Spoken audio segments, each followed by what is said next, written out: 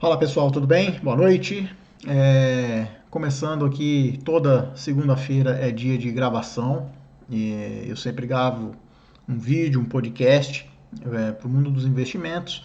E a partir da semana passada eu comecei a gravar aqui no Instagram também, a transmitir a minha gravação aqui no Instagram. Gostei da ideia, achei bacana, tive alguns feedbacks legais. E hoje eu confesso, eu queria falar sobre um assunto que não fosse crise, que não fosse coronavírus, que não fosse bolsa, que fosse algum assunto mais técnico, alguma coisa para a gente aprender. Mas cara, não dá para a gente não falar de tudo que está acontecendo. Hoje a gente teve mais um circuit breaker na bolsa, é, né, batemos aí no pico aí quase 14% de queda, papéis caindo 30%, 28%. Então eu não tive cabeça para pensar em falar em outro assunto, a não ser a gente continuar debatendo, batendo um papo sobre isso, porque eu até comentei isso hoje durante o dia.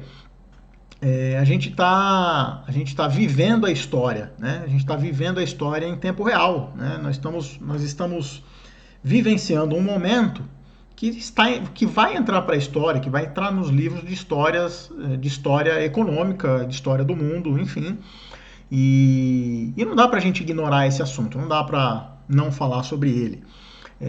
Então, as coisas técnicas, os assuntos mais didáticos de operação, de tipos de investimento, enfim, a gente deixa para uma outra oportunidade. Vamos explorar ao máximo esse assunto possível. Inclusive, se você tiver, para você que está no Instagram, eu estou olhando aqui para outra câmera porque eu estou gravando, tá? Mas se você tiver pergunta aí no Instagram, pode deixar sua pergunta.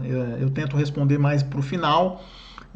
Mas pode contribuir aí. Se você quiser deixar sua pergunta, não puder ficar na live, quiser sair e tal, deixa sua pergunta e respondo aqui para a galera e depois te respondo pessoalmente no seu direct, tá? Então, vamos lá. Deixa eu só.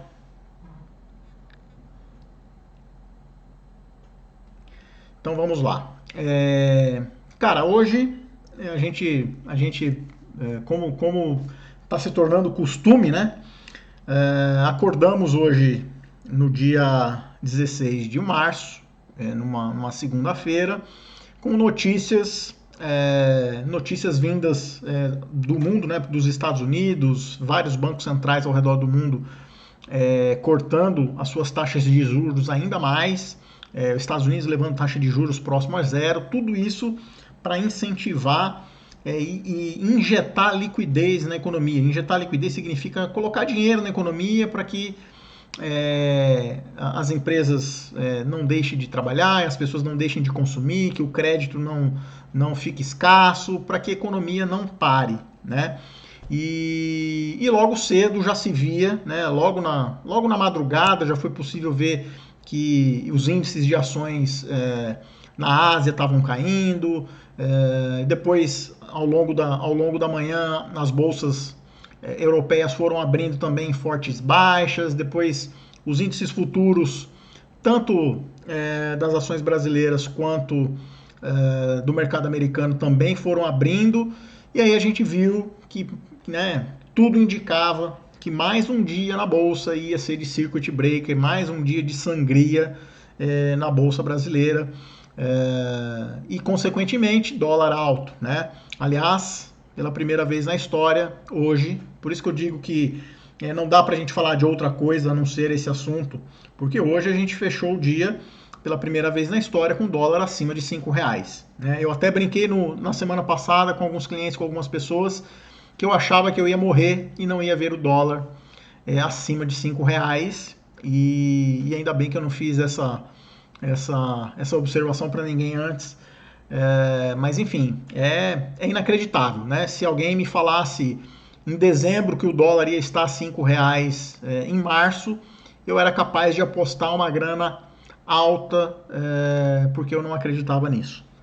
Então assim, e isso que eu estou vivendo, né, essa falta de credibilidade, que o dólar ia para 5, que a bolsa ia ter perdido 70 mil pontos, isso está acontecendo com todo mundo no mundo inteiro, né? Ou seja, A gente não acredita naquilo que a gente está vendo, a gente não consegue dimensionar o que está acontecendo, e isso chama-se volatilidade, né? Eu bato muito nessa tecla, falo muito sobre isso, que volatilidade é o nosso índice de cagaço, né? Desculpa a palavra, mas eu acho que não nada traduz melhor volatilidade para as pessoas normais do que o índice do cagaço, o índice do medo, né?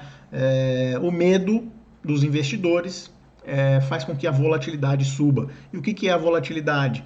Cara, num dia, na sexta-feira, a bolsa subir 13% e no outro dia a bolsa cair 13%. Ou seja, não existe parâmetro, não existe lógica, não existe regra, não existe fundamento, não existe nada.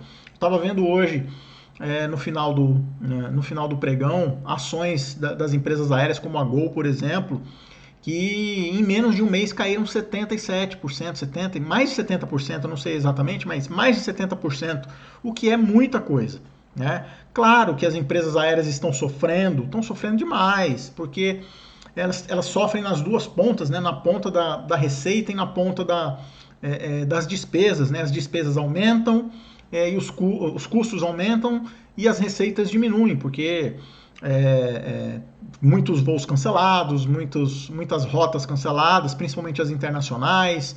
Hoje teve empresa aí cancelando 70%, 80% dos seus voos internacionais. Então, assim, estão sofrendo demais. Mas será que 77% justifica? Será que 77% é de fato aquilo que vai acontecer com aquela empresa? Eu sempre acho que, assim, uma coisa que eu gosto sempre de defender, sempre que sou chamado para alguma conversa e que sou provocado em algum debate sobre mercado, eu acho que o mercado é soberano. Então, se uma ação caiu 77%, é porque o mercado acha que tem que cair 77%. Mas o mercado não é senhor da verdade, né? O que eu quero dizer com isso? Não é polêmica, é que às vezes o mercado exagera. Assim como qualquer ser humano, o mercado financeiro é um ser vivo, né? Eu sempre falo disso também. O mercado financeiro é um ser vivo. Por que é um ser vivo? Porque ele é um conjunto de seres vivos tomando decisões financeiras. Alguns com maior nível de informação, outros com nível médio, outros com pouco nível de informação. Mas são pessoas, e pessoas cometem erros. Pessoas sentem medo, pessoas querem segurança. Então, o mercado financeiro às vezes pode errar a mão, né? E aí é que entra a nossa capacidade de tentar ler esse momento da melhor maneira possível para que a gente consiga tomar boas decisões de investimento. A gente está passando por um momento em que eu não vejo assim precedente, né? Por mais que a gente tenha passado por outras crises, essa é a minha segunda crise financeira que eu passo como profissional de mercado, né? A primeira foi em 2008.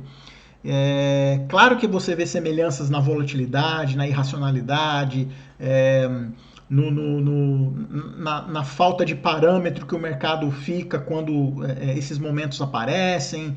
Claro que do ponto de vista técnico são semelhantes, mas a origem da crise é diferente, né? Pelo menos essas duas que eu passei, eu só posso falar por essas duas, né? Claro que se a gente for falar de história, eu posso opinar sobre as outras crises que houveram na história, mas eu gosto de falar de vivência, daquilo que eu vivi. Então a crise de 2008 era um momento diferente, era um estopim diferente. A gente estava passando por um momento estrutural, a economia estava ruindo de maneira estrutural, né? Então as instituições bancárias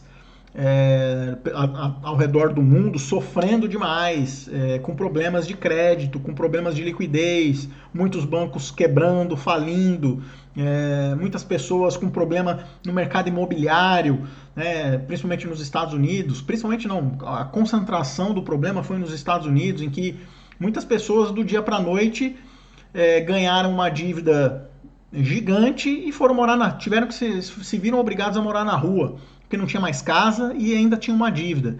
Então, a origem do problema é diferente.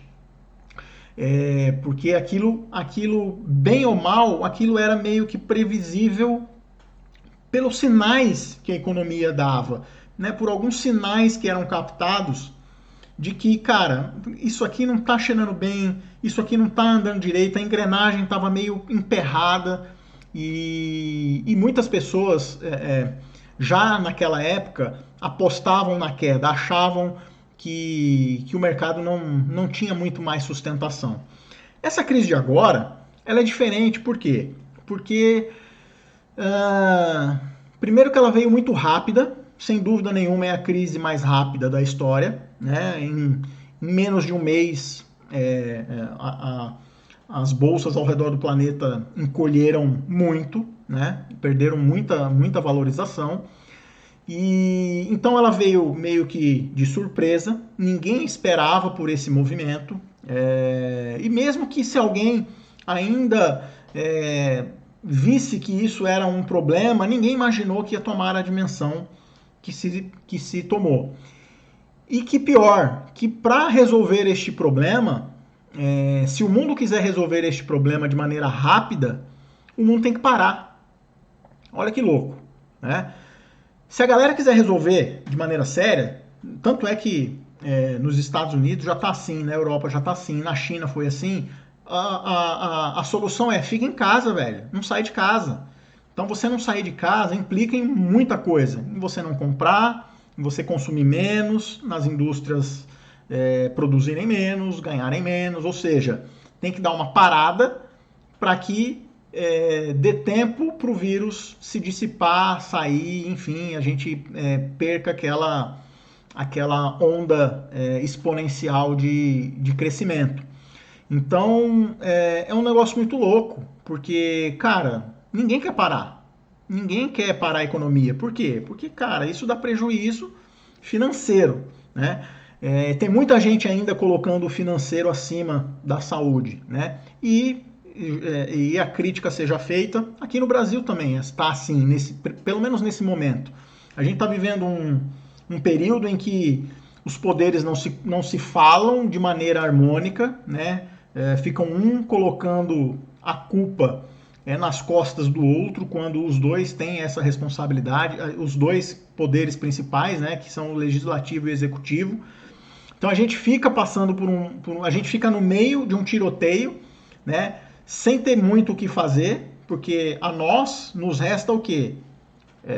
Ficar em casa para quem pode, trabalhar em casa para quem pode, ou ir trabalhar para quem não pode. Tem muita gente que não tem o que fazer, tem que trabalhar, tem que pegar ônibus, tem que se expor ao vírus. Enfim, por mais que a doença não seja,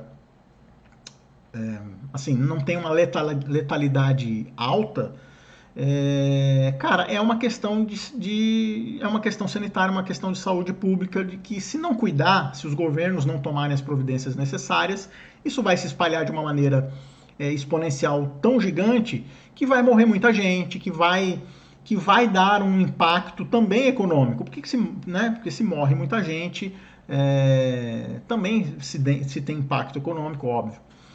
Então, né, como eu estava falando, a origem ela é completamente diferente. Então, o mundo moderno nunca tinha vivido algo, uma crise financeira de tamanha proporção por conta de questões sanitárias. Vivemos a gripe suína, a SARS, tivemos algumas outras gripes, algumas outras doenças que provocaram impacto sim na bolsa, né, na bolsa e no mundo, mas que passaram rápido, que assim o impacto não foi de grandes proporções. Agora não, agora o impacto já é grande. A gente está vendo dia após dia governos tomando decisões de injeção de capital. E outra coisa, né? O mundo, a economia global, ela não estava assim,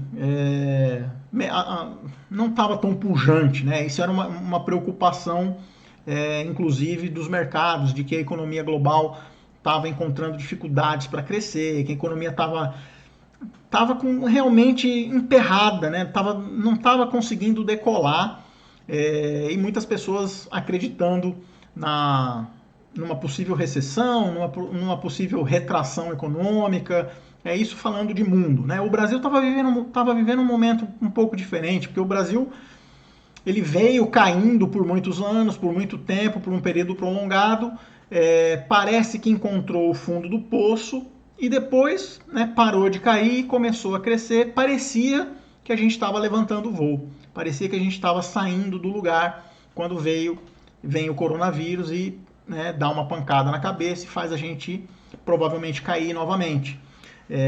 Então, assim, o mundo estava numa leve ascendente, com perigo de estagnação ou perigo de começar a reverter, e parece que o coronavírus veio para confirmar isso, né? A economia não é tão forte assim, não tem tanta sustentabilidade assim, então parecia que era muito frágil, né? A mim me parece que a fragilidade econômica também contribuiu para que o coronavírus fosse tão forte, né? Talvez se a economia tivesse sólida, crescendo, com muita pujança, talvez o tamanho da crise teria sido diferente, porque a doença não ia mudar nada, a doença ia vir do mesmo jeito.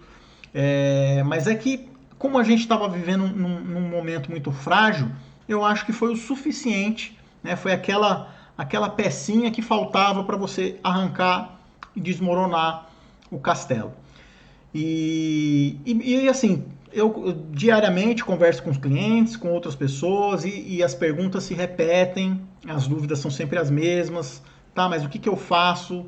Como é que eu me comporto nesse momento? Eu devo comprar mais? Eu devo sair?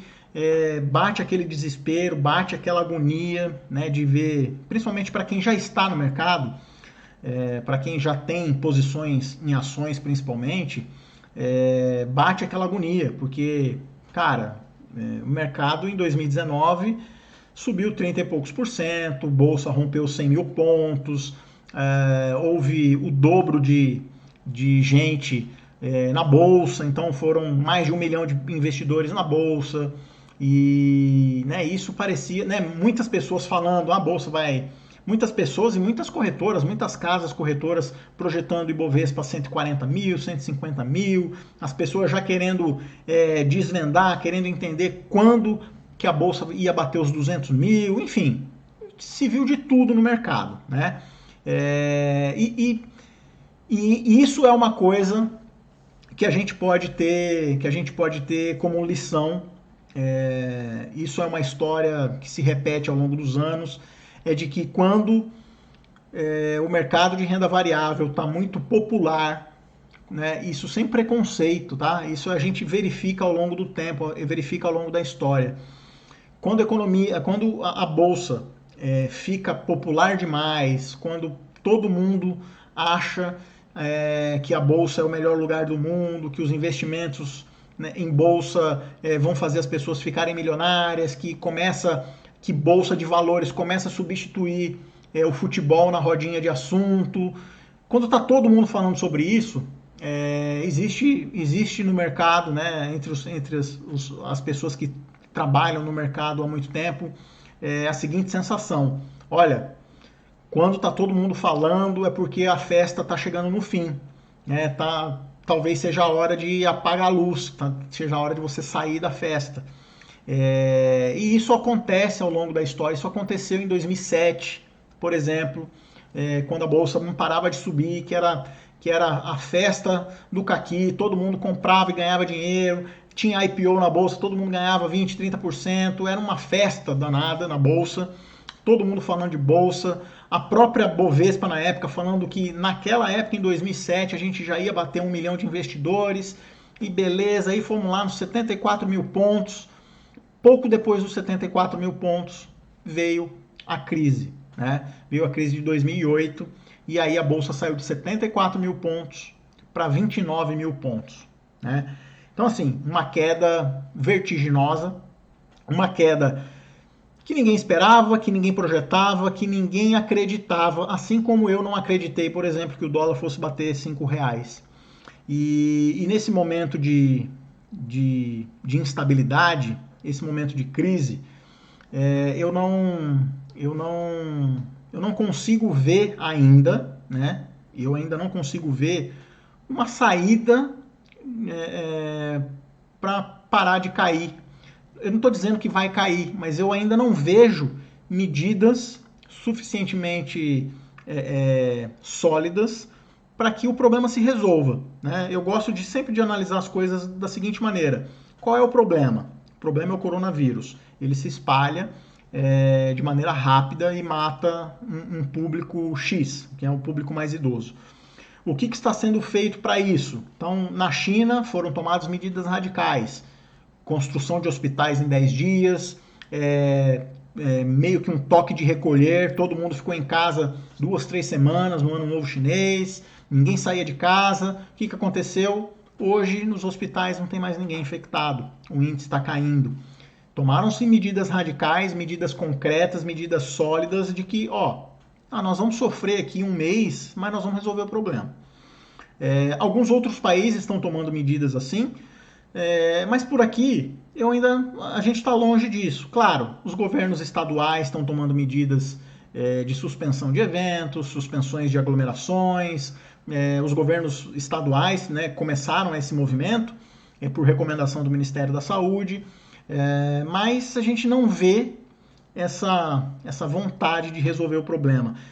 Aliado a isso, vem toda a questão interna, né? Porque outra coisa que eu acredito é que o tamanho da queda no Brasil seria menor se a casa tivesse arrumada. A nossa casa não está arrumada. A nossa casa fiscal está bagunçada. Semana passada nós ganhamos uma conta de 20 bilhões que não deveríamos ganhar. A parte política, Congresso e Executivo não conversam, muito pelo contrário, ficam se cutucando. Então, assim, a nossa casa não está arrumada, as reformas não foram aprovadas, foi aprovada a reforma da Previdência, mas a gente tem coisas muito mais importantes para ser aprovadas. Então, assim, eu não vejo que a gente fez a lição de casa. Se a gente tivesse com a casa em ordem, talvez a queda pudesse ter sido a metade. Por quê? Porque a gente já tinha caído muito ao longo do tempo, né? Até o governo Temer, a gente já tinha sofrido demais, muita recessão, período longo de recessão. Então, assim, não tinha mais para onde ir, né? Enquanto o mundo ficou crescendo muito, desde 2008 para cá, o mundo surfou uma onda de crescimento que o Brasil não surfou, por culpa nossa, por culpa do Brasil. Por não fazer as reformas, por gastar demais, por ter déficit, por várias coisas que todo mundo já conhece, instabilidade política, enfim. A gente passou por um momento que a gente não aproveitou. Então parecia que a gente ia, na hora que começasse a reverter essa tendência para cima, parecia que a gente ia ser o primeiro a deslanchar. Mas para isso a casa precisava estar arrumada e a gente, mais uma vez, a gente perdeu essa oportunidade nesse primeiro ano e poucos meses de governo. E que eu espero que agora, com a crise do corona, diz que todo mal deve trazer um bem, que o bem seja o entendimento das pessoas que tem que se entender, o entendimento do Congresso, o entendimento do Executivo, para que a gente saia do buraco. Né? Para sair do buraco, a gente precisa de reformas. Sem mimimi político, sem defesa política, nada. Aqui é economia, mercado e mais nada. O que o mercado precisa para crescer? Precisa de instabilidade, segurança jurídica, precisa de transparência, precisa saber para onde está indo e a gente não sabe. Né? Então, eu ainda não tenho segurança, eu pessoalmente, essa é uma opinião pessoal minha, eu não tenho segurança de que a gente vá parar por aqui. Né? Algumas pessoas do meu convívio até falam que eu sou pessimista, que eu acho que eu sou o cavaleiro do apocalipse, e cara, não é nada disso, né? Pelo contrário, eu torço para que o mercado suba o mais rápido possível, para que as coisas voltem ao normal, para que as coisas subam, porque isso é bom para todo mundo. É bom para mim como cidadão, é bom para mim como empresário, é bom para todo mundo. Agora, eu não posso negligenciar aquilo que eu estou enxergando. Na minha visão, a gente ainda não está pronto para parar de cair, né? E eu coloco o mundo nisso tudo, né? Com exceção da China, que fez a lição de casa na questão sanitária, na questão de saúde pública. Agora a gente precisa ver como é que, se a China realmente sair dessa crise, como é que o mundo vai reagir a isso, porque não adianta nada a China sair da crise e o mundo entrar, né? Porque o mundo vai comprar menos da China, vai exportar menos para a China e a China vai continuar patinando lá. Então, lembra que é uma engrenagem, não adianta só uma engrenagem rodar, uma engrenagem funcionar. Se uma tiver parada, uma tiver emperrada, uma tiver enferrujada, tudo para, tudo anda mais devagar. Então, hoje, por exemplo, à tarde, teve um pronunciamento do presidente Donald Trump, onde ele acredita que na crise do corona, né, ou seja, esse ciclo viral aí deve ir até julho ou agosto, né, previsões do Trump. Aqui no Brasil, a gente nem entrou no inverno ainda, né? Nós estamos aí no meio de março, em alguns lugares, daqui um mês já começa a fazer frio lá para o sul, né? Então as pessoas vão ficar mais aglomeradas, vão ficar mais suscetíveis à transmissão viral. Então precisa ver como é que o Brasil vai se comportar durante o inverno. Claro que a gente tem um inverno mais rigoroso ali do sudeste para baixo, mas é onde também se concentra a maior população, a maior quantidade de gente está ali, concentrada ali. São Paulo, Rio de Janeiro, Minas Gerais, região sul, enfim. Então a galera está ali, né? O grosso da galera está ali. Então como será o inverno? Como nós vamos passar pelo inverno? Nós já estamos com 200 e poucos casos, 234 casos, se eu não me engano. Como a gente vai tratar isso? Como a gente vai sobreviver a isso? Não sei. Eu ainda não tenho segurança para dizer que, olha, hoje, inclusive, um pouquinho antes daqui da live, eu vi que o Paulo Guedes estava anunciando algumas medidas econômicas de incentivo à economia, mas assim, eu vi muito rapidamente, porque foi bem na hora de eu entrar na live, eu não consegui pegar detalhes, mas pelo que eu vi foram medidas rasas, medidas que são bem-vindas, obviamente, mas eu não sei se são suficientes. São coisas que amanhã eu vou analisar com mais calma, mas à primeira vista não me parece suficiente. Essa é a palavra. São legais, mas não me parece suficiente. Aqui onde eu estou, né, eu não sei qual é o seu estado, mas eu sei que São Paulo, Rio de Janeiro e alguns outros estados já declararam estados de emergência, onde aulas serão suspensas. Aqui no estado que eu estou, no Paraná, hoje também foi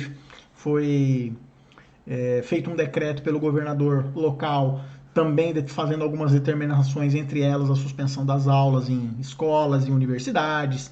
Então, assim, aos poucos a galera vai ser obrigada a ficar em casa, né, por medidas, decretos e medidas, determinações governamentais.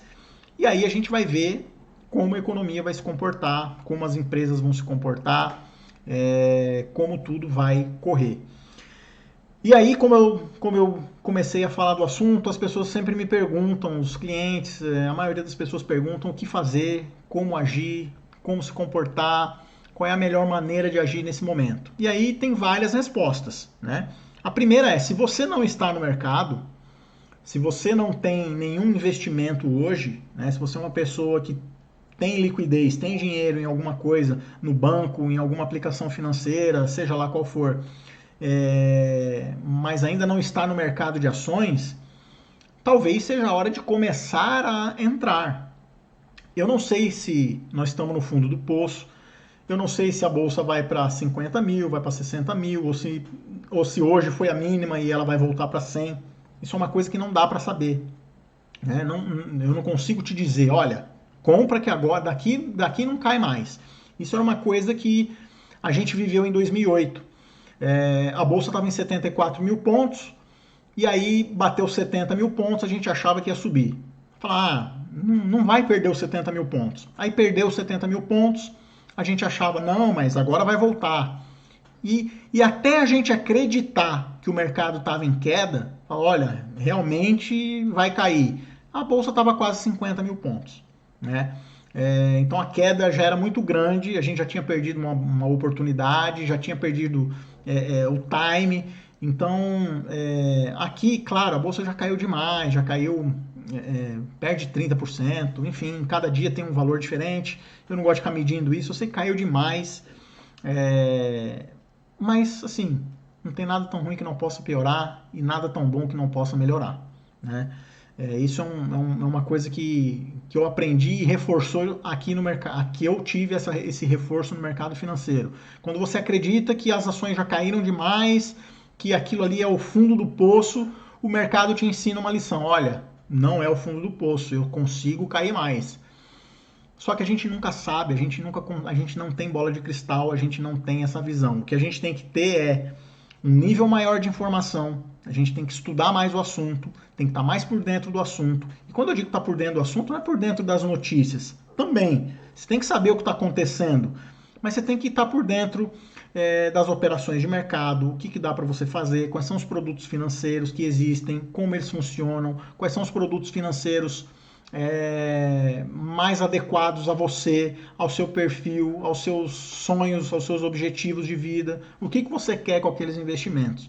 Então, ter esse conhecimento facilita muito na hora de você tomar decisões financeiras de investimento.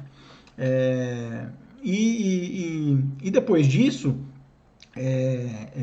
junto com as notícias, junto com o que está acontecendo, ficar antenado ao que está acontecendo, tomar essas decisões. Então, se você está de fora, né, como eu falei, talvez seja a hora de começar a colocar, de começar a montar uma carteira, de começar a comprar talvez uma ETF do próprio índice, né, que são fundos de índice.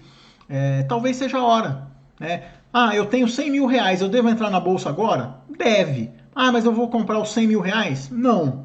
Eu não faria isso, porque eu não sei se a gente está no fim, né, da tendência de queda, né, dessa queda. Então eu compraria um pouco hoje, esperaria um pouco, um tempo, caiu um pouco mais, abaixou tantos por cento daquela compra que eu fiz, vou comprar mais um pouco, vou diversificar mais um pouco. Né? Se você só tem 100 mil reais, né, que eu quero dizer, só para exemplo didático, você vai colocar tudo em ações? Não, você vai montar a sua carteira, você vai entender o seu perfil, entender aonde é melhor colocar cada ativo, se vai ter imobiliário, se vai ter renda fixa, se vai ter ações. Como a gente está falando aqui especificamente de mercado de ações, eu acredito que sim, que você pode começar a montar a sua carteira no mercado de ações. Montar com moderação, com inteligência, né, e com cautela. Né? E não se preocupar com as turbulências, porque se você comprar hoje e cair amanhã, você não precisa ficar, nossa, mas eu fiz uma burrada, acabei de fazer uma cagada, vou vender, vou sair, eu não aguento mais. Se você tem essa aversão à perda, esse desespero para perda, aí você nem deve entrar, porque o mercado é assim mesmo e a gente está com uma volatilidade recorde. Recorde. Quando eu digo recorde, é recorde mesmo. A gente está com um índice de volatilidade maior que 2018. Então, nesse tópico, a crise já é maior que 2018. Então, se você não aguenta, se não aguenta, bebe leite, não desce pro play, porque a gangorra ainda vai ficar oscilando demais durante algum tempo. Se você já está no mercado, se você já tem carteira de ações, principalmente para você que entrou ano passado, entrou talvez lá nos 80, 90, 100 mil pontos, entrou esse ano, no começo do ano, você pode estar machucado, fala, putz, mas sabe, eu demorei a vida inteira para entrar na bolsa e agora que eu resolvi entrar na bolsa, o mercado me apronta uma dessa. Putz, o que eu vou fazer? O que eu faço? Qual é a melhor coisa? A primeira coisa é não se vitimizar, né? Sem mimimi, velho. No mercado financeiro não tem espaço para mimimi. O mercado não caiu por sua culpa, não é culpa sua. O mercado não estava esperando você entrar para cair. Dito isso, você tem que tentar aproveitar as oportunidades, assim como aquele que está de fora. Né? Então, se você montou uma carteira de ações com o intuito de sócio, né? Cara, eu comprei isso aqui porque eu acredito nessas empresas. Eu já olhei o balanço, eu sei que elas são as ações que eu gostaria de ser sócio, que eu gostaria de ter, que eu gostaria de estar lá no dia a dia mandando, vamos dizer assim. Essas ações você tem que avaliar se vale a pena você comprar mais, né? Baixar o seu preço médio. O que é baixar o preço médio? Você comprou 100 ações a R$ 100, hoje elas valem 50. Então você vai lá, vai comprar mais ações a 50, o seu preço médio de aquisição vai cair.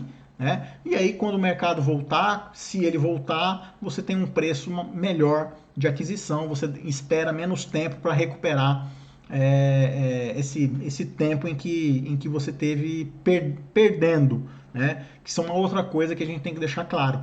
Você não está perdendo dinheiro até que você venda. Né? Claro que seu patrimônio diminui. Né? Não dá para ser bobinho e hipócrita. Se você comprou R$ 100.000 em ações em dezembro, esses R$ 100.000 não valem mais R$ 100.000 hoje. Provavelmente eles valem 60, 50, depende da sua posição. Mas eles ainda não viraram 60. Vão virar 60 se você vender. Se você for lá no seu home broker ou ligar para o seu assessor e falar, vende. Aí você vai recuperar aquele dinheiro no valor de mercado. Se você não fez isso, você tem a mesma quantidade de ações, você ainda não realizou o seu prejuízo ou o seu lucro. Então você ainda não perdeu e ainda não ganhou, ou ainda não ganhou. Então você pode comprar mais ações, fazer um preço médio, para que a volta desse mercado seja mais rápida para você, né? Porque você esperar as ações voltarem a 100 ou esperar elas voltarem a 75 é melhor você, né? É melhor que você tenha um preço médio menor. Então avalie essas empresas, se elas fazem sentido para você, se você acredita que vale a pena, se obviamente para isso que eu estou te falando você precisa ter caixa, né? E aí é um outro ensinamento nos investimentos.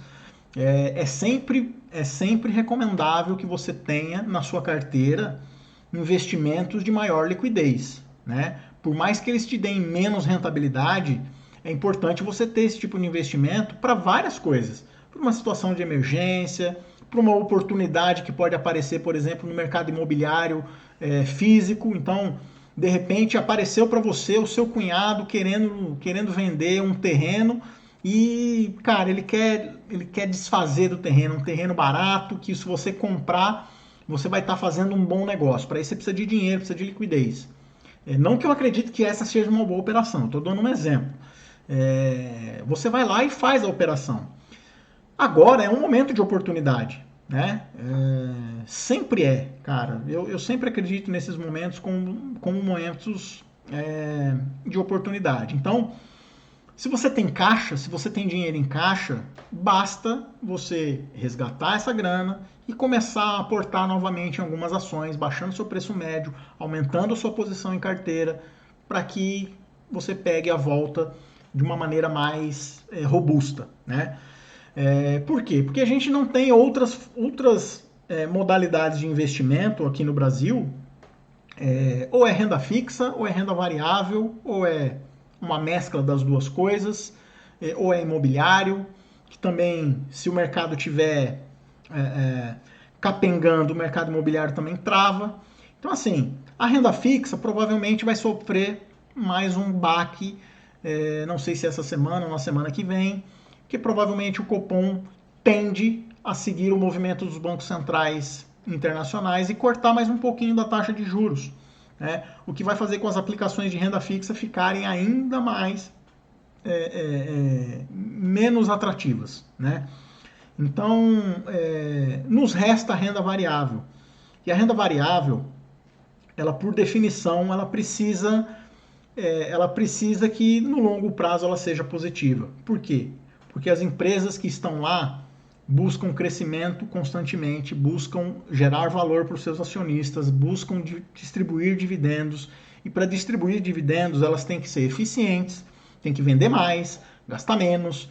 Enfim, ela precisa ter saúde. Né? Então, em tese, as empresas tendem sempre a crescer, no mínimo, acima da renda fixa. Né? Porque se você, empresário, tem uma empresa que cresce abaixo do CDI, para que você é empresário?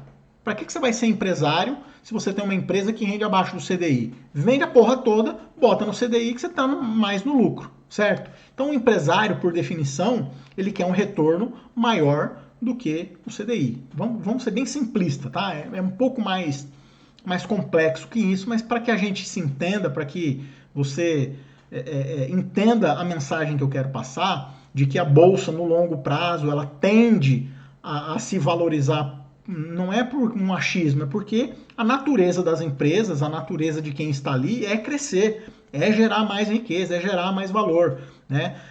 E as empresas não conseguem gerar esse valor ou essa riqueza quando a conjuntura econômica, a conjuntura global, a conjuntura do país não ajuda, que é o que está acontecendo.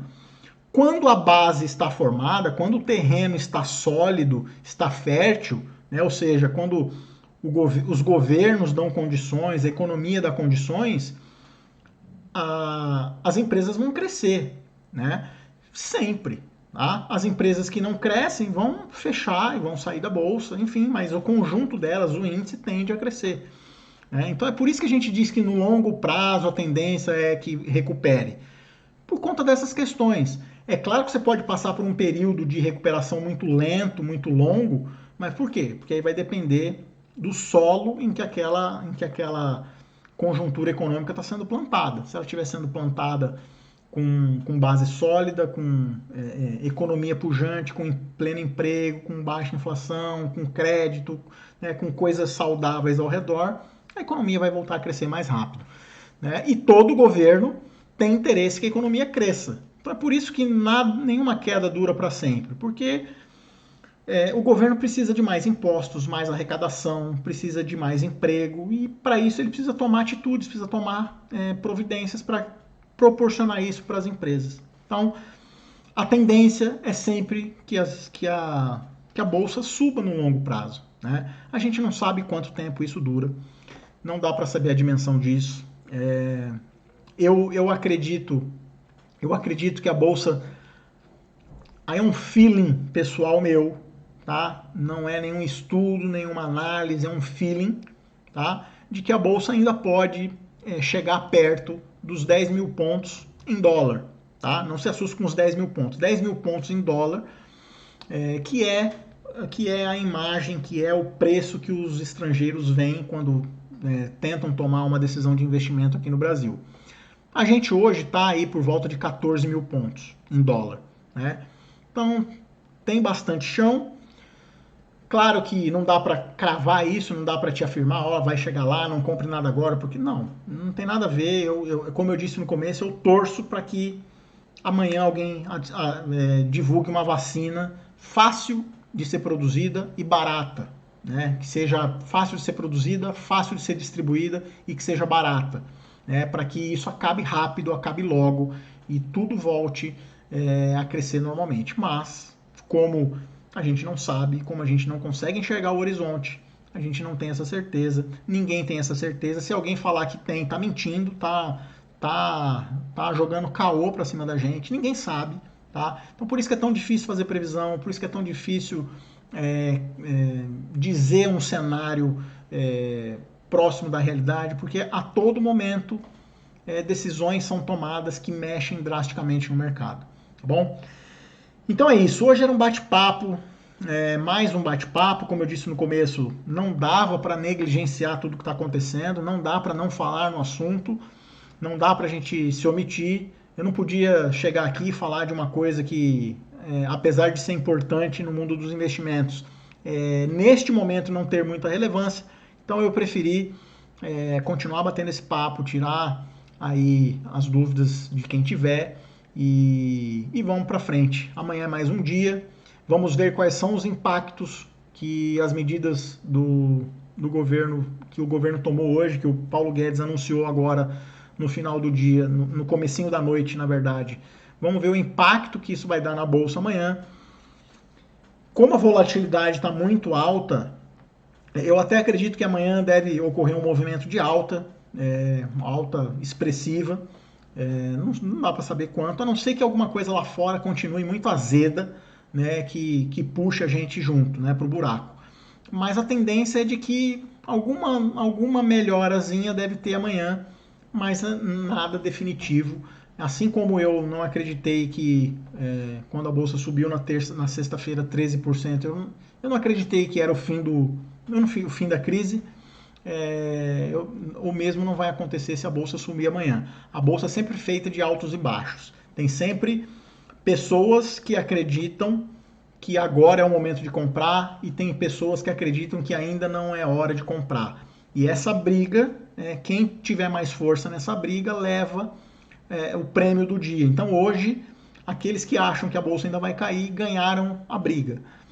Amanhã é outro dia, é outra briga, a gente fica assistindo, fica participando e espero que acabe logo. Esse é o meu desejo, é o desejo da maioria, principalmente para que a gente aproveite as oportunidades, compre agora para poder se beneficiar depois. Beleza? Obrigado aqui para você que está me acompanhando no podcast e aqui no vídeo do YouTube. Semana que vem a gente está de volta com mais algum assunto. Não sei se a gente vai continuar falando desse assunto semana que vem com novos acontecimentos, novas perspectivas, enfim. Acredito que sim, porque não é uma coisa temporária, né? Não é uma coisa fugaz assim que vai passar de uma hora para outra. Então acredito que a gente vai ter muita coisa para conversar ainda semana que vem. Mas de qualquer forma a gente se vê aqui semana que vem.